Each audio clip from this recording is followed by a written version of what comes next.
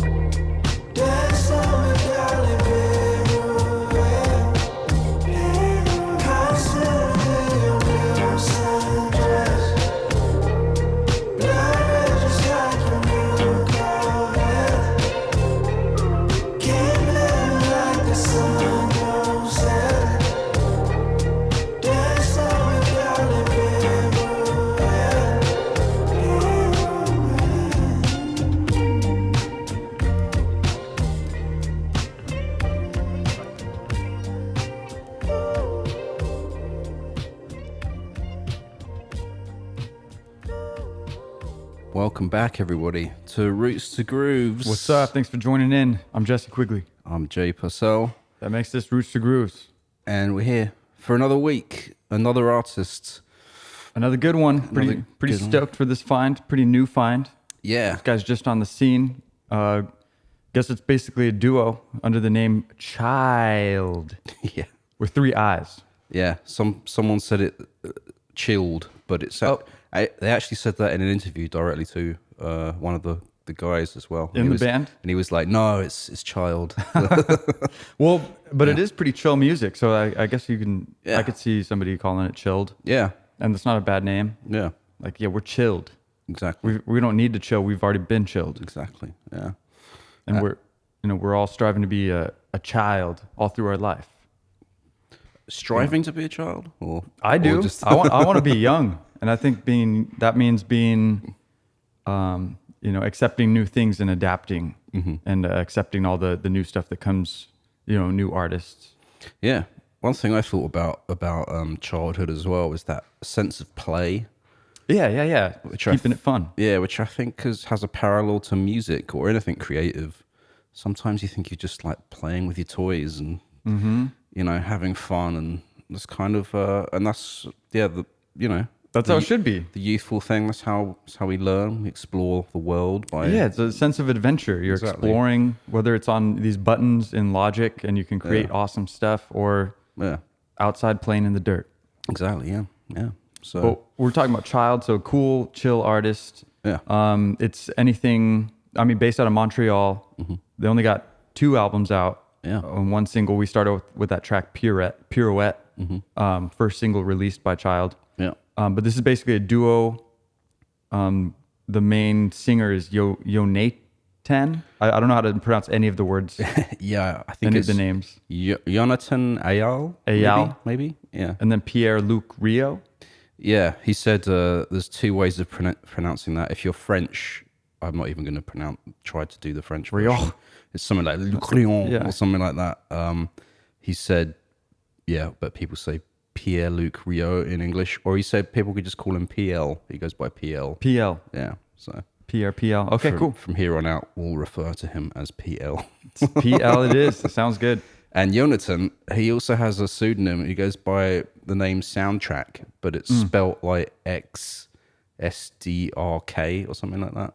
Yeah, doing that old Starfucker thing.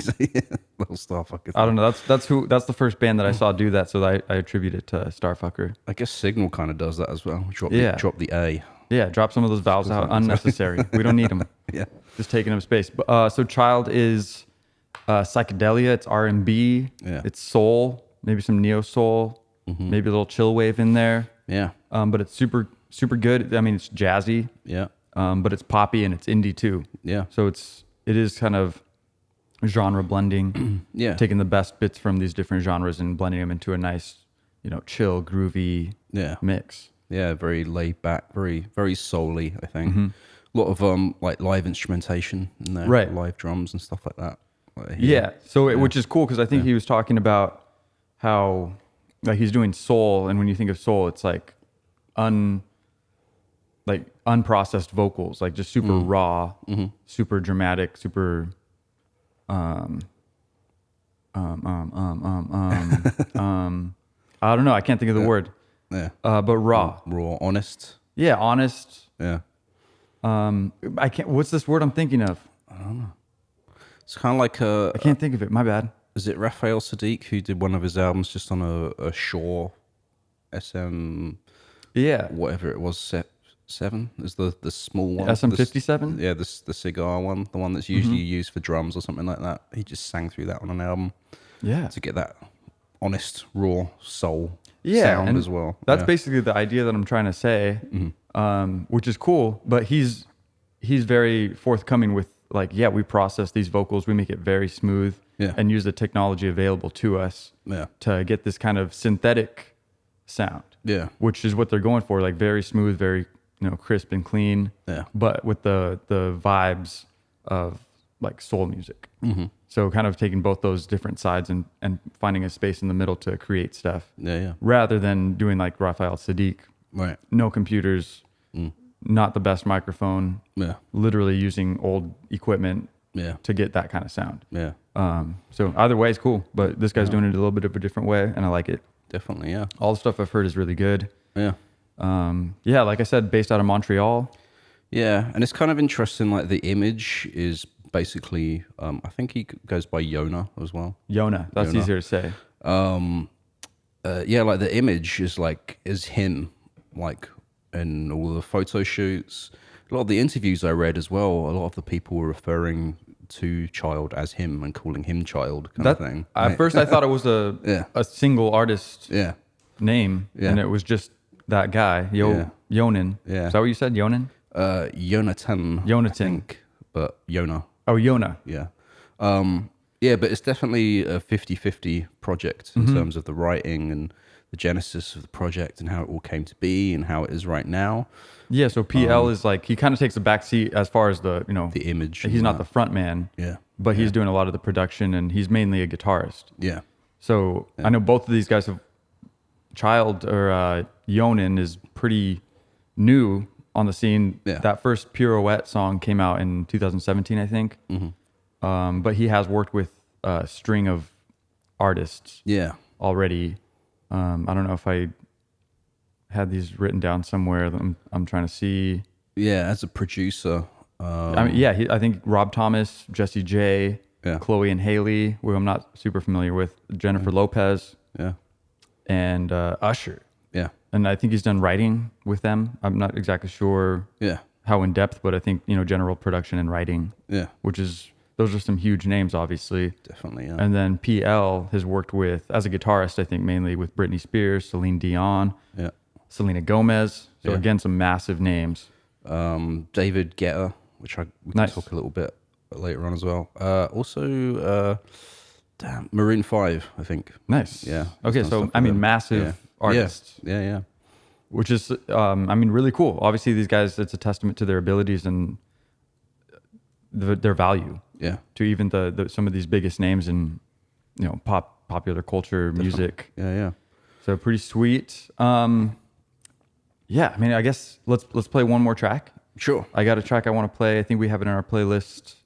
Get the listeners a vibe. Yeah, another vibe. So this is I want to play Count Me Out, the first track off the Synthetic Soul debut album. Yeah. This is the first track. Yeah, first track on it called Count Me Out. Cool.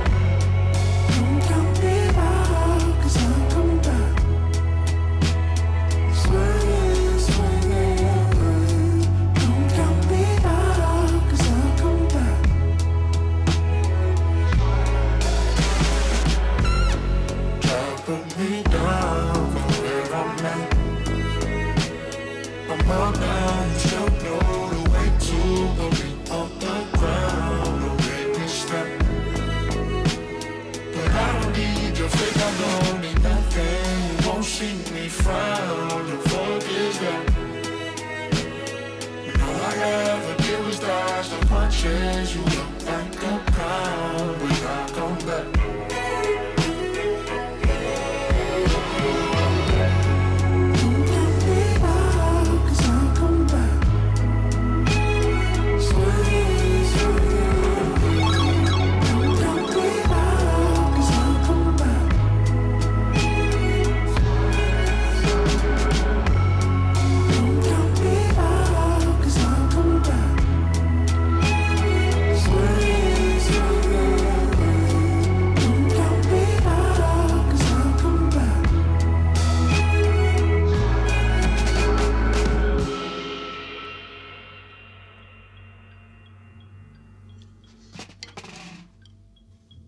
A little click track ending in the background from the seeping out of the headphones at the end of the track. Just reminding everybody they're playing live. Exactly, yeah. Count Me Out, first track of Synthetic Soul. Their debut EP, not even an album. It was an EP they released first. Oh, right? you're right. Yeah, that's right. Yeah. Like, it's 7 songs. It's only like 23 minutes, I think. Yeah, and that was their first release. And so kind of backtrack then. Yona is first generation born to Ethiopian parents in Montreal. I think he grew up in a suburb of Montreal. Yeah, Brossard. Brossard, yeah. Never been there either. We got to make a list of geography places as well to visit, as well as movies to watch and stuff like that. No, I mean, we need to take a whole summer off and just explore all this. Definitely, yeah. Maybe next summer. Yeah. 2022. 2022, take a tour. Yeah, I guess that's a South Shore suburb. Okay. On the south. Yeah. And it's a sleepy suburb. Yeah. And I guess, or I don't know, maybe I'm mixing up where my notes are, but I'll just stop right there. But yeah, I guess his parents pushed him into music, and he was doing this. Yeah. He's known music for a long time. He said he learned it at such a young age. This is a quote. I learned it at such a young age. I don't remember a time where I didn't know how to play music or play the piano. Yeah.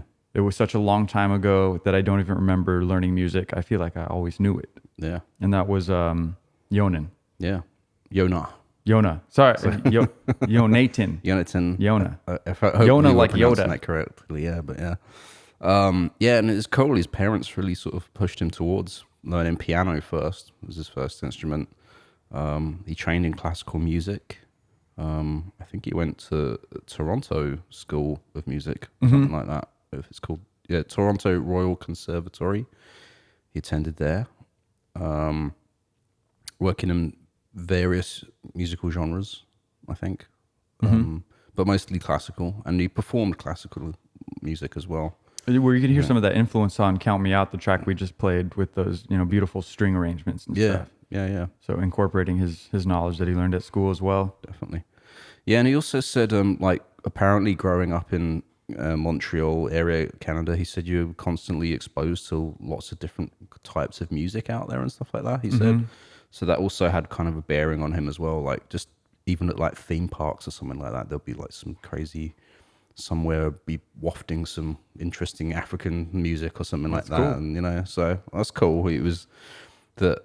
His parents were encouraging him to play, and he was also exposed to all this sort of multicultural sounds growing up, kind of thing. Like, definitely played a part. And I think at a certain point, he created the classic basement studio in his parents' house. Yeah, that is classic. Making beats, and a lot of people he knew, other producers would stop by, make beats with him there as well. Some of them, I think, are kind of become well known in the scene as well. I'm trying to see if I can bring up I wouldn't doubt their it. names. I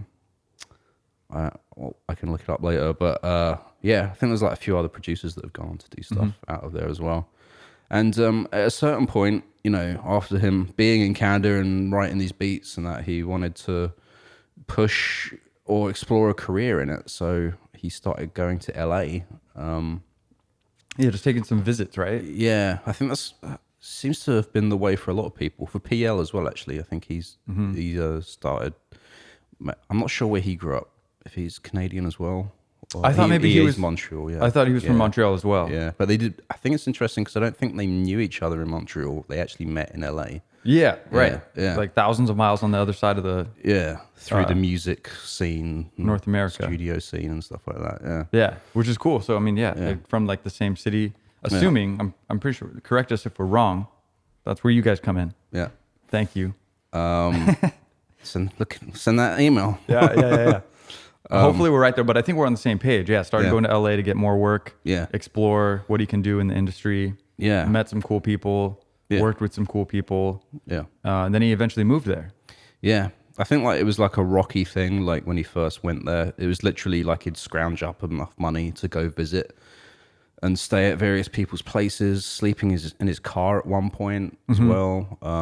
He said he'd basically save up enough to get a flight out there, run out of money, and then have to like go back kind of thing and save up more money doing work or whatever, and then go back to LA. And he was really hustling. He said he was doing the session scene as a beat maker, producer. Like he said he'd do like 2 sessions a day, different studios. He said he probably did like 300 sessions in a year. That's a lot. I don't even know how you get into that. Probably like speaking to a few people and then one door opens and I mean, I think just networking like and taking jobs like he's probably being a yes man down there. Like you need some help producing or some advice or writing or whatever production help. Yeah. I'm free on Saturday. Let's do it. Definitely. Whoever you are, I don't know what your name is. Let's do it. Yeah. I got a couple quotes from that because I think he said he had a shack. It was basically an oversized cabin. Yeah, it's like a outhouse of someone's. Yeah, it was someone's house, and there was an out shack, not an outhouse. That'd be a bathroom, wouldn't it? I think it would be. Yeah, actually, not an outhouse. It wouldn't be that bad. Although you got to do what you got to do. Set up your studio in a porta potty in a honey bucket. Exactly. There you go. But he said there was a bed, there was a couch, and a bunch of storage stuff. Yeah. And then he got a table and 2 speakers, and he just started making music. He was around Marina Del Rey, was a specific location. And I guess he would always go to this local Starbucks and just find a spot in the back with, I'm assuming, a laptop. Yeah. And make beats. Like I said, all day, just sustaining himself off coffee or prepackaged foods. Yeah. Just crazy. Like to even make music just on your laptop like that as well. Yeah. Like being at Starbucks the whole day. Yeah, just such a weird corporate setting while he's making this super beautiful original music. Yeah. Kind of a cool dichotomy there. Definitely, yeah. And so that was kind of like his hustle out there. And meanwhile, PL was working. His sort of first introductory into the scene was, I think it was in LA. He was like working at a studio, I think just as like an engineer or an assistant or something like that. And it was this famous, not famous to him, like producer that was from Amsterdam originally. And he was like using the studio he was working in to like mix some stuff and all that. I couldn't quite get the guy's name, unfortunately. He's gone on to like be an assistant to David Guetta now, who's like the sort of big EDM DJ and producer. He's huge, yeah. I'm explaining it to people. Probably everyone's heard of David Guetta at this point. Maybe not. But so this guy was in the studio, and he said PL made every excuse he could to sort of hang out in hallways and maybe cross paths with this guy, sort of thing. And he eventually did, like, struck up a bit of a conversation with him, and he just basically offered his guitar playing skills. He was just like, if you need any like guitar for anything, like I'm like happy to like provide kind of thing. And the guy was like, yeah, cool. They exchanged numbers and stuff like that. And Pierre also said, he's done this a million times with like loads of people, like try and cross paths with them, give them his phone number, offer his services, sort of thing. And he said this guy actually did call him back like a few months later, kind of thing. He was surprised, and he was like, do you want to do some guitar on this project? I'm not sure if it was a David Guetta project or another project, but it eventually led him to working with David Guetta and going on private jets around the world with him and writing music in hotel rooms and stuff like that. And he said that of everything he's done, that was like his big break as a session musician in the industry, was getting to play and do stuff with David Guetta. And he said from then on, it just opened up doors. And once you get a resume, you can put that on your resume. Exactly, yeah. Pretty you know, eye-opening for everybody else. Like, obviously, this guy could do the job. Exactly. Okay. Yeah. If he's working with Geta, then he's got something at least. He's going. Definitely. And so, like, you know, PL's been able to forge a career as a session musician, guitarist. It's kind of an interesting world of how all of that stuff works, kind of thing. You know, he doesn't really sort of get writing credits a lot of times. He just gets like a performance credit, and that royalty from the performing royalty kind of thing, side of things. Right. But some of these tracks go on to be big, you know, like big hits that are played on the radio all the time and stuff like that. And I think so. I don't know exactly how Yona and PL met, but I think it was through just both of them being around all these different studios in LA and knowing people and just crossing paths by chance. Crossing paths by chance and stuff. By chance being from the same city across the other side of the nation. Having that Montreal kinship or something like that. Yeah. So, yeah. And I think they started making music, and then it has been actually like a few years of making music before they settled on what has eventually become Chiiild, like the music sort of thing. Mm-hmm. Which is interesting. They said, I think there's been like various different things Yona was saying at different points. Like, started out, he wasn't even singing on it. He was just co-producing, and they're having guest singers, and it was just a lot of trial and error and experimentation until they landed on, this is the sound of Chiiild, this is what we want to do, kind of thing. Like, yeah. You know, exactly. Yeah. Sense of adventure. Yeah. Just checking stuff out, and they found that formation clicked somehow, some way. Yeah. So, which is really cool. I mean, I guess we're talking about this first EP. Yeah. Where Count Me Out came from. Yeah. And I know he was saying, Yonan was saying that it started out with a question of like, what would Sam Cooke do? The late Sam Cooke, right? He's passed, I think. And he was a pretty great artist. Yeah. Who had a lot going for him. But then I think it was taken from us early. Unfortunately, he'd be a great guy to talk about at some point too. Yeah, he died in 1964. Okay, yeah. But yeah, he's a big soul artist. Yeah, it's kind of interesting. Maybe we should do some shows on some older artists. Yeah, because I mean, obviously, this is where a lot of these influences are coming from, and people feel really strongly about that. Yeah. And they really, they make their whole life about, trying to achieve this feeling or expand on these people's work and trying to achieve that sound and, embody that vibe. So yeah, obviously, it's pretty huge. So yeah, maybe we do got to do some kind of old school. Get some segments or something. Reference some context from some of the artists that have talked about these older people and stuff like that as well. It's also interesting because the show is Roots to Groove, so it is like even for older historical artists that aren't around anymore, like learning their trajectory as well. I think there's like an interesting thing. No, 100%. Yeah, I mean, just the basic stuff you've heard. History repeats itself, and so like. They're literally trying to repeat what was happening 50 years ago. Yeah. In a good way and take it to new places and new heights. Yeah. In new ways, but still paying homage. Yeah. And I mean, it's incredible that this stuff was created and that led the path to what we have today. All this awesome music was started, in the 60s and even beyond that. Just looking through history. Yeah. I'm just turning into a history guy. Like we're gonna be a history podcast if we don't watch it. Apparently Count Me Out was the song that really was the breakthrough for them creatively. That was the first one that they wrote in that style, and they were like, yeah, that's the vibe kind of thing. And they sort of kind of went from there and on writing these other songs, I think, kind of thing. Mm-hmm. So yeah, I mean, yeah, that's a good point. I think we could talk about the music for a second. Yeah. Like the writing is what I mean. Yeah. I guess he said most songs are created with the bass and then melody to counter it.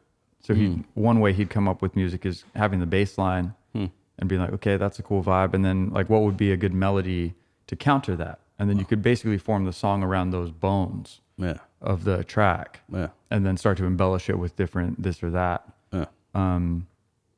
Try to support the arc of the sound with something that contrasts it. Mm-hmm. I guess I'm just reading some notes of interviews or whatever that Yonan has said. He said the root root, as in roots to grooves. Right. Root as the bass drum and vocal, and then the rest is totally random, which is fair. So I think he's using this idea of contrast. Have something as a rock, and then contrast it with something different or random. So something like super definite, and then something different. Yeah. Indefinite, you could say. Yeah. But I guess he said most of the songs are created with bass and then a melody to counter it. Okay. So I don't know. That's what I got, and that's my little notes on how he writes. Interesting. Yeah. He also said like Yonah likes to work in bursts, whereas PL will spend hours in front of the computer, like working real hard on something.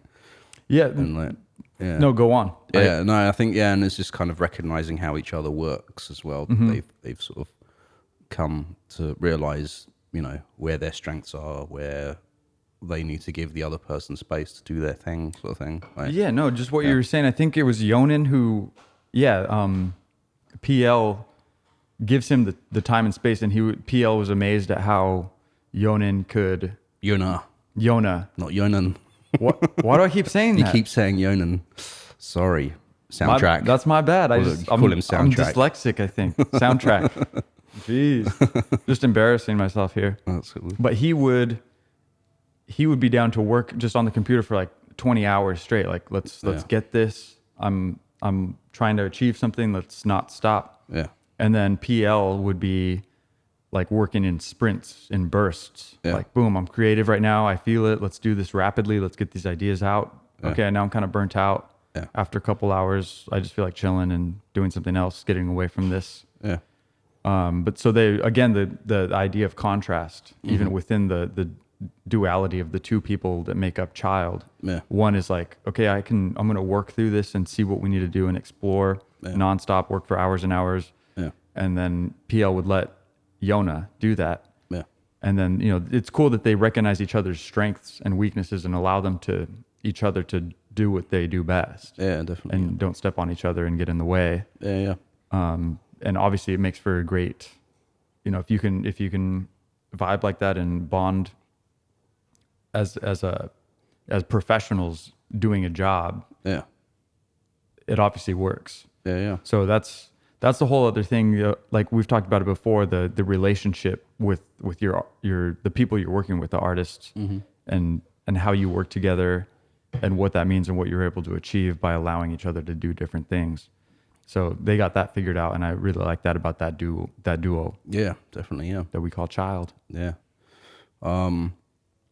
Yeah, Yonah said back about like creating the sound of Chiild as well. They tried so many different things because they were so well versed in so many different spaces and genres of music. He said at one point it was a little more electronic, then it was fully soul. There was a point where, like I said earlier, it was only featured vocals.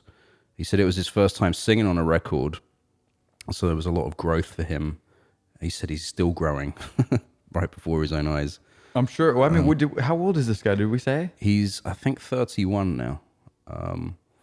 So he's a young gun. Yeah, and there's also some parallels to, because he did mention The Weeknd as being an inspiration to him, because I didn't know this, but The Weeknd, his real name, Weeknd's real name, Abel Makonnen Tesfaye. Okay. He is also first generation Ethiopian from Canada as well. Toronto though, not Montreal. Oh, okay. But definitely Yonah saw, The Weeknd making music and getting as big as he's gotten, kind of thing. And I think that sort of like inspired him to maybe come a little bit more out from behind the producing background and come more to the foreground as an artist himself, sort of thing. Totally, because The Weeknd's done that so well. Yeah. While maintaining this kind of mysterious, mystique about him. Yeah. Yeah. But like he's obviously super incredibly popular, playing Super Bowl shows and being on the radio. Yeah. But he's also like kind of mysterious, and like I don't know that much about him. I didn't know his name, for example. I didn't know he was Ethiopian either. Everybody knows The Weeknd, but I know that one song that they play everywhere all the time. Which by The Weeknd? Yeah, his most popular one. I've been hearing that the new like kind of 80s vibe. Yeah. Well, that was like the 80s track. I can't remember the name of it, but I hear it everywhere. I hear it at least 3 times a week. No, yeah, without me even putting it on. Yeah, that's been everywhere. Yeah. The Weeknd's interesting. I like him. I think he's coming out of from seeing his TikToks and stuff. I think he's switching gears from that kind of like after party late night vibe that he's done and created so well. And he's kind of coming out. I've seen some of his media and on socials and stuff about like a sunrise, and I think he's trying to be more like poppy and upbeat and maybe a little happier vibes. Okay. Because he's always kind of playing this kind of introspective, late night depressed guy in a beautiful way. Yeah. But interesting guy. But we're not talking about The Weeknd, guys. We're talking about Chiild. You did mention late night though, and trigger word for me. Late night. Oh, what does that mean? No, in a good way. Trigger for a memory of Child's first late night TV appearance was on Jimmy Kimmel during lockdown. I think during COVID, and so it wasn't like a traditional in studio performance like you normally see on these things. It was actually a big, full blown, crazy production where they sort of started out in a warehouse area, and he's playing real stripped down version of Pirouette, I think, and then he gets up and he walks through like all these various different rooms and eventually ends up with a live band, and they morph into another song. So I think they played like 2 tracks but sort of reimagined and stripped down and sort of thing. And Cool. It's a pretty good kind of opportunity to do that, to get, show that sort of creativity. Yeah, that's one thing that the pandemic has given to a lot of these artists. Instead of just doing your normal, SNL, like play your set, play a couple songs on our show. They're actually like producing mini music videos or something like that. Like, they get the opportunity to be as creative as they want and just send in your performance, and we'll broadcast that. Yeah. Give them a little more creative leeway. Exactly. Which is a awesome opportunity, and I guess they killed it. I didn't see that video, but I'm gonna have to watch that later. Yeah, it was pretty cool, and that's a big platform as well to get exposed to Jimmy Kimmel's audience. It's pretty big, so yeah. But yeah, so they released Synthetic Soul in tiny 2020, right? Yeah. I mean, this stuff is basically brand new. Yeah. In the big scheme of things. So Synthetic Soul is a great, they could probably call it, because that's what they're doing. Yeah. That's like the style of music is easily described as, in a short phrase, as synthetic soul. Yeah, they're sort of coining their genre in the title of the EP right there. Taking ownership. I like it. Yeah. And then Hope for Sale was their latest release. Yeah. And that's their debut full-length album. LP, yeah. 11 songs, 31 minutes, which I like. Yeah. That's almost, you can almost call that an EP too at that point of how much time it takes. I think we talked about that before on Spotify. There's a timing issue. If it's under 25 minutes or something, I think, or under 7 songs, then it's legally an EP. Right, I looked it up a long time ago. I think it was like 30 minutes. Yeah, under is somewhere an EP, right there. and if you're 31 minutes, it's an album. Yeah, exactly. No matter how many songs or whatever, exactly, which is arbitrary and subjective by Spotify and the different. Yeah, I guess it's like mostly accepted in the industry. Yeah, I think it is arbitrary. That standard has been around, I think, since way back when they started making physical music for sale, sort of thing. Yeah, that's a good point. This is interesting about the EP, actually. I don't know of too many artists from back in the day that really came out of EPs. I don't know when that started, actually, because it was always like singles, right? Elvis Presley would release a bunch of singles. Yeah, well, I think that's why they called it an extended play EP, because it was like a longer thing than a single. It was like a single, but here's some extra B-side tracks also, by the way. So it's like, whoa, it's a long single, extended play. I'm doing air quotes. Extended play, and then the long player, I think, is LP. And then long. I don't know. It's whatever. These days, I don't know. It's all about. It's almost switching. It's gone backwards. It's like back to the individual song singles. Like a few years ago, Kanye, who just released Donda, which is like it's like 3 hours long. Is it? I don't know. It's not quite 3 hours, but it's 26 songs and it's very long. Damn. But a few years ago, he was doing that whole project, releasing 7 albums with no more than 7 songs. Yeah. And he was saying, like, this is the perfect album length. Yeah.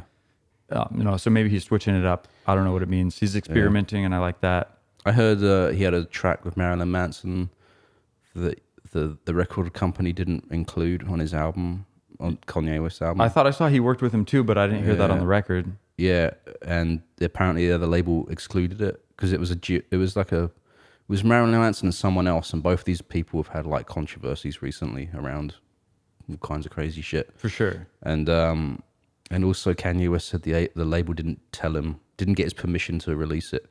But I feel like at this point, I think everything that happens around Kanye West is like controversy on purpose to get PR kind of thing. Yeah, I mean, like he says these things just to like just instigate, get like, some like issues. arguments happening. Yeah, it's like no doubt. I mean, I think he's pretty good at. He's Kanye West. He's good at public relations. Yeah. Even if it makes him look like an idiot, I think. Yeah, he doesn't care. It's like, it's like, no, I'm doing this on purpose. I don't care.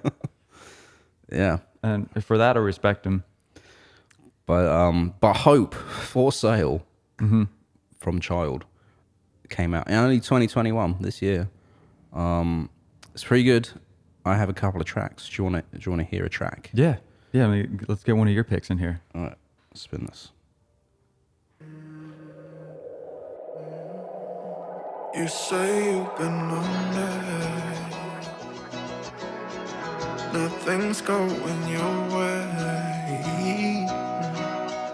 Life ain't out to get you. Take off all the way. I'll be asked, gotta get up. Maybe your mind is the answer. Remember the nights without me. Remember the nights when you told me people in time make it better. Maybe your mind is the answer. Remember the nights without me. Remember the nights when you told me the best ain't happened yet. The best is yet to come.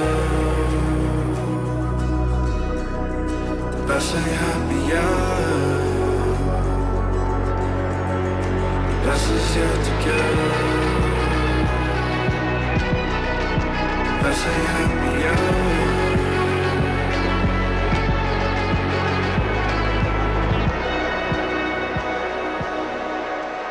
You say you've been under. Nothing's going your way. Life ain't out to get you. Take off all that weight. Best ain't happened yet. The best is yet to give. Best ain't happened yet. Best is yet to go. Best ain't happened yet. Best is yet to go. Best ain't happened yet. Best is yet to go.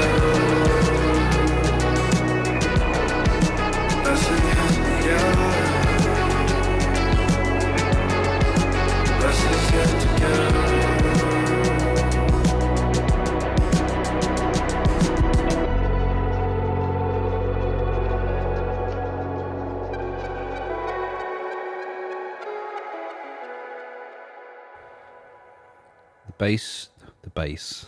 The bass hasn't happened yet.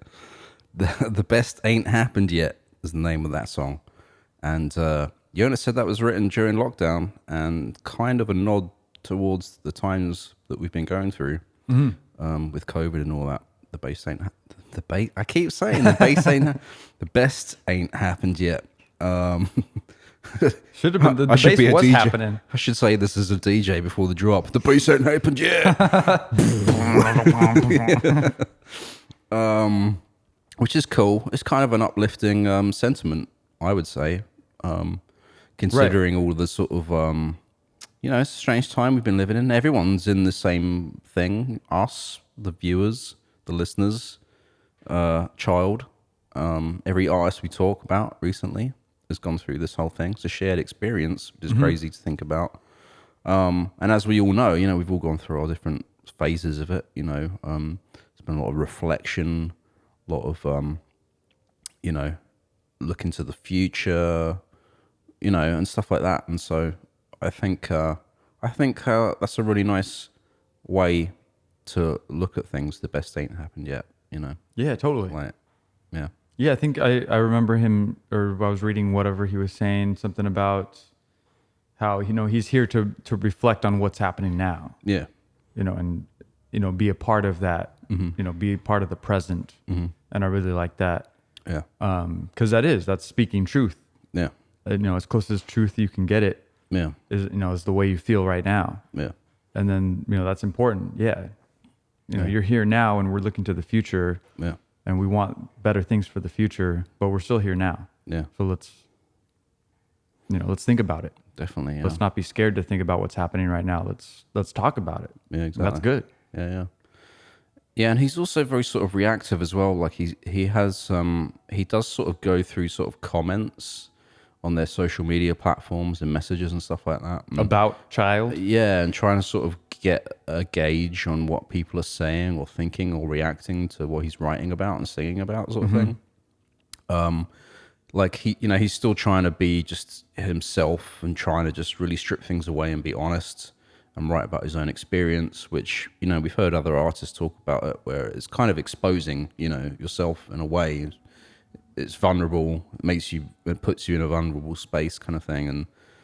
And you have to, you either embrace that or you don't. And if you don't, then it's kind of, maybe not might work out so well if you're trying to be a front person and talk about these things and all of that. But he has like, he's interested in like how some of his lyrics resonate with listeners and what they think to it. And then he takes that on board. And he even said at a certain point, like, because he kind of still wants to be relevant to his listeners kind of thing as well, by trying to talk about subjects that they care about and that might have a parallel with things he's thinking about as well, kind of thing, which is interesting. I haven't heard an artist that's sort of done that in that sort of constructive way, where you're just kind of gauging the feelings and the vibes of the audience and being like, what can I talk about now that's gonna resonate with you and me and be in this together kind of thing. Like, it feels like he's actively trying to be part of a conversation with his peers and his listeners and audience in general, which is super cool. Because a lot of times you hear artists just, here's what I'm thinking about. Yeah, this is my insight. Yeah, here's me being introspective. Here's what I'm talking about about me or about anything else. Yeah, not that anyone's being selfish, but he's like actively being unselfish. And be like, what do you have to say? What do you think about this topic? And how can I respond and continue the conversation? Yeah. So being very, forthcoming with his attitude and perspective, in the context of writing his music. Yeah. So super cool. Being very inclusive as far as conversation goes. Yeah. I have a quote from him as well. He said, my comfort zone is my unhappy place. I had never pursued being an artist and finding my voice or finding my language. I never subject myself to that kind of scrutiny or judgment. It was always like, make a beat and let the other person tap into their own emotions and express them. In the end, no one's going to talk about the beat. They're going to talk about the song or the emotion. So I reached a place where my ideas were getting compromised or watered down. So I was just like, fuck it. Let's just do this. The only reason why it didn't happen earlier was out of fear of being judged. So nice. That's a great quote. Yeah. Again, I mean, that fear of being judged, like not just for your singing abilities, but what you're talking about and stuff. Right. I mean, it's multi-layered. There's a lot going on. Yeah. Being judged on your beat, being judged on your perspective. Of what you're talking about lyrically. Yeah. And but he's being not afraid. Yeah. He's being brave. Just letting that stuff go. Those things that stop us from doing things. He's dropping those or putting those to the side and being just fuck it. There is no try. Only do. Exactly. Only do. Yeah, he's also said his couple of his dream collaborations would be with Tyler the Creator. That'd be cool. Or Moby, which is interesting. Okay, I haven't explored Moby too much, but Yeah. that name is very on the tip of my head. People don't talk too much about Moby these days, but Moby's been doing some interesting things. He's started a YouTube channel, and he's been doing breakdowns of some of his greatest hits and Nice. sharing his like writing process and stuff like that. And I think he even did a 30-minute YouTube video where it was just all improvised music. Like he just hit the camera going and he didn't know what he was going to do, and he just improvised the whole like 30 minutes of music. So, That's pretty scary, but that's pretty cool. yeah. I'd be scared, but obviously he wasn't. I would be scared to do it by myself. Jamming would be different. If we jam all the time, right? So it'd be like that'd be different. Right? I mean, I think for both of us, the more difficult thing would be, at least for me, I'll speak for myself, is the technology. Like, I think I could play a little guitar or a little drums or this or that, but like making the loops happen, I'm not as familiar with how to use like that looping technology. If you're gonna do that, yeah. I think Moby just literally, he didn't use any technology. He just had a piano, I think. He was just doing it that way. But yeah, there's many ways you can do it. Yeah. But yeah, either way. Yeah. That's all I got on Chiild, Jay. Yeah, man. It's a good find. They're just getting started, I feel like. Yeah, very new on the scene. There's not honestly that much out there. There's not a ton of interviews. Not a ton of interviews. There's a few performance things. There's the EP. There's the album. I think that the owners talked a lot about is wanting to play live again. And that actually kind of like, this is why this project came to be as well, because he wanted to do more live things. And PL vibed with that idea as well. And so, now people are starting to tour again and play shows again. I think we can expect them to go around, do the circuits. Yeah. Maybe in the States and maybe Have elsewhere. they done shows together? They've done a few shows, probably only like a handful, I think. Right. And I'm not sure if they've played Montreal yet, but Jonas said when that does happen, he's going to be looking forward to it because it's kind of like a coming home thing. Yeah. To play for his people there and stuff like that. So he's really, I don't know if it's happened yet, but he's really looking forward to doing a show out there and stuff like that. So Nah, I bet. I'm looking forward to it too. yeah. Hopefully they'll come by Seattle and wherever you are, listeners and viewers. Yes. Let us know where you are, Yeah. or where you want to be, where you want to go.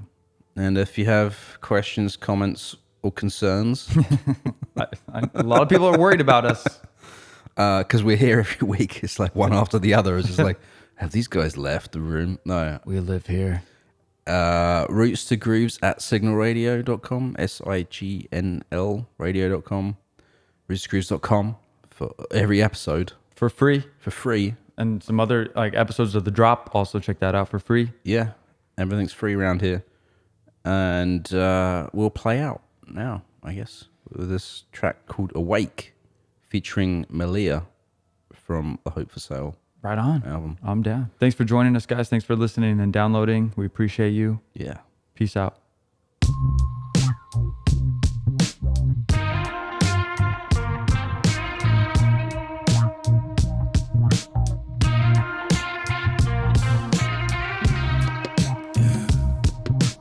Meet me in the bedroom, lay that away. I've been thinking about this and can't always. One night could feel like 4 days.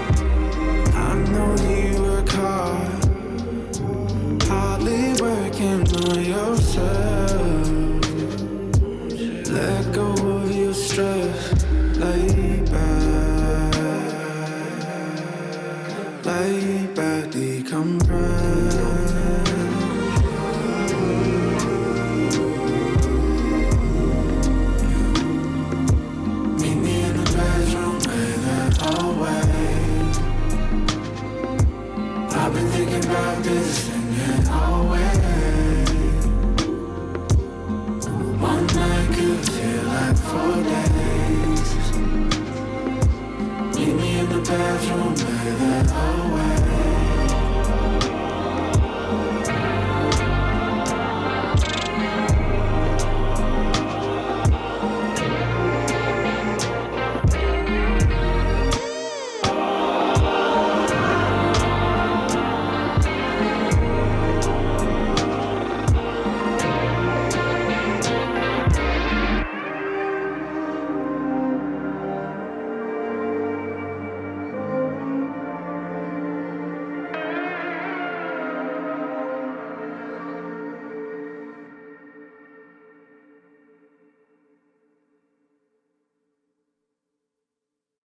Roots to Grooves is a production of Signl Radio.